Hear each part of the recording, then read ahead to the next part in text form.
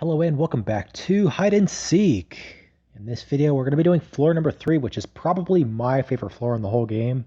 It's got a really neat atmosphere and it has some clever puzzles too. This first puzzle in particular, it's pretty clever. Took me a while to figure out, so what you want to do is...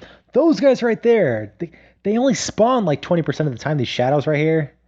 I don't mean to get excited, but I don't know what spawns them, and they don't really do anything as far as I know. They don't hurt you, but they only pop up a small percentage of the time. Anyways, talk to this pillow and there's going to be a marble. And if you take a look at it, it says die, but the D is lowercase. That's kind of a hint. But take a look at this plaque on the wall too, and it says, if you look through the mirror, you may find something there. So that's kind of a hint on what to do. And again, with all floors, there's a couple different things you could do, but I'm going to try to go the fastest, most efficient way, just because this floor is a little bit longer. I don't want to be wasting too much time. So what you should do next is come into this room and look at this mirror right here. It says it is possible to illuminate something. And this is kind of where I got stuck. I didn't know I had to do this. But use this marble on the mirror, and it's going to say the words die on the marble reads 316 when reflected in the mirror. So this right here is where I got stuck. 316 is the answer to the puzzle. So put the marble in here, and it's going to ask you to put in a number. It's 316. And then get ready. So once this happens, it says it seems like somebody locked the door. You can't get out of here. Talk to this wardrobe again. It's going to give you a bottle of poison. Take that and then talk to it one more time, and it's going to be a diary. Now, there is a couple diaries in this level. It kind of explains the storyline and what's going on, but I'm not going to go over that. This is more of a walkthrough, so I'm just going to be showing how to solve the puzzles. But what I'll do is at the end of this video, or the end of the series that is, I'll be talking more about the storyline when I have a little bit of time.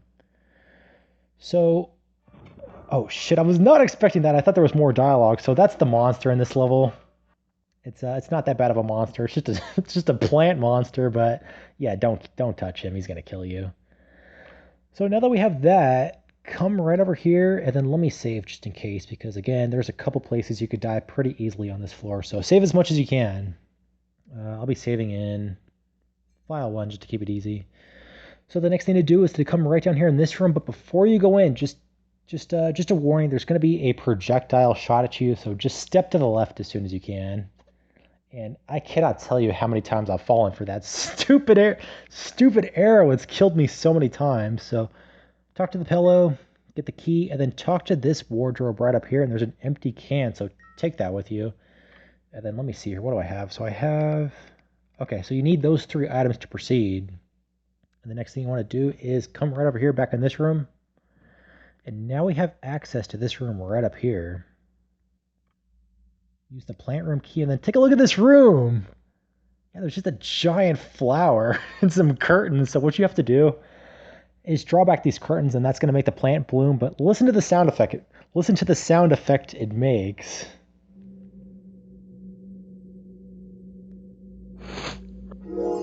Yeah, it's like the most cheesy sound effect ever. I don't know why they did that, but use the poison on the plant. I know, unfortunately. And let me turn that down just a little bit.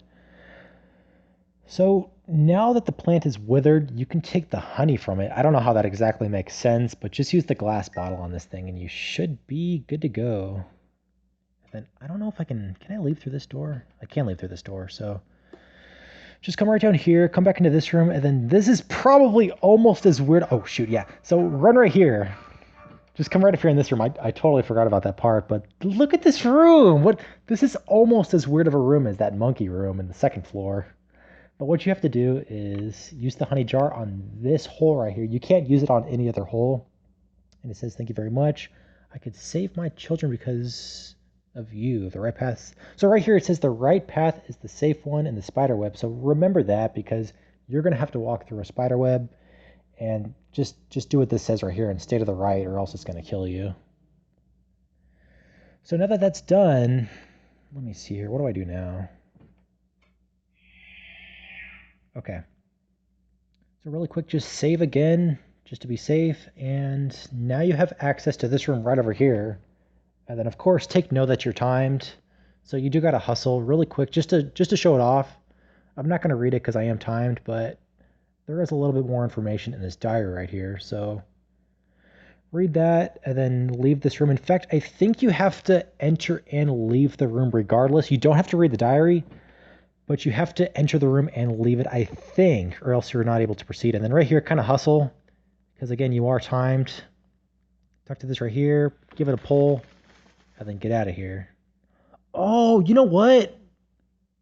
This never occurred to me, but this room right here, let me explain this really quick. So if you tried to enter this room before you did all that, there's just a giant spider in there that would kill you. And it never occurred to me, but I think pulling on that branch, like pulled on his webs, which made him think that there was food there. I'm probably overthinking it. I guess it doesn't really matter, but doing that makes the spider disappear, and now you can proceed further. So the next thing to do is talk to this flower right here. A small key shines behind the rose. Take it. And I think, yeah, we don't have access to this room yet. So the next thing you want to do is, if you remember, I didn't really mention it, but there was a little diary in that B room. So go back to that room and then you can now unlock it with that key. So there's the dead bee. It doesn't really serve any purpose, but just use the key on this little diary right here. And then there is a little bit of dialogue, so this plays in part for the storyline. You can read it if you... Well, I guess I can read it. A long time ago, a princess lived in a fantasy kingdom with full of happiness. The princess was filled with curiosity about the outside world, but in order to go outside, there was a condition that all the memories inside the kingdom must be left behind. And on her 12th birthday, the princess wished to see the outside world. The king contemplated, but he couldn't ignore the lovely princess's request. Without a choice, the king granted her wish with the condition that she must return to the kingdom before sunset. The princess enjoyed her time outside the kingdom without knowing how much time had passed. In the end, the princess forgot the promise she made and did not return in time, therefore losing her memory and not being able to enter again. So just a little bit of the storyline. Keep that in mind.